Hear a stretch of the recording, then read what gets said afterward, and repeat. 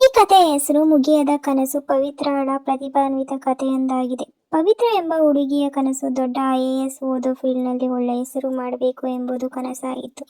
ಆದರೆ ಅವಳ ಜೀವನದಲ್ಲಿ ಸಮಸ್ಯೆಗಳು ಮೇಲಿಂದ ಮೇಲೆ ಬರುತ್ತಿದ್ದವು. ಅವಳ ಕುಟುಂಬದಲ್ಲಿ ಆರ್ಥಿಕ ಪರಿಸ್ಥಿತಿಯು ಅಷ್ಟು ಚೆನ್ನಾಗಿರಲಿಲ್ಲ. ಆದರೂ ಪವಿತ್ರಳು ತನ್ನ ಕನಸು ಸಾಧಿಸಲು ಬದ್ಧಳಾದಳು.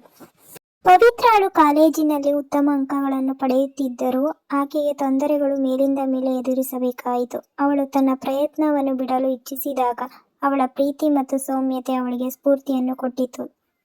ಹಾಗೆ ಒಂದು ದಿನ ಪವಿತ್ರ ಒಂದು ದೊಡ್ಡ ಸ್ಪರ್ಧೆಗೆ ಭಾಗವಹಿಸಿದಳು. ಆರಂಭದಲ್ಲಿ ಎಷ್ಟು ಸುಲಭವಾಗಿರಲಿಲ್ಲ.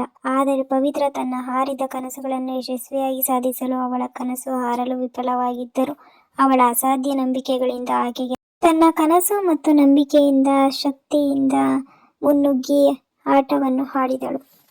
ಇಂದು ಪವಿತ್ರ ಹೇಗೆ ತನ್ನ ಕನಸುಗಳನ್ನು ಸಾಧಿಸಿದಳು ಎನ್ನುವ ಪಾತ್ರವು ಈ ಕಥೆಯಲ್ಲಿ ಅದ್ಭುತವಾಗಿದೆ.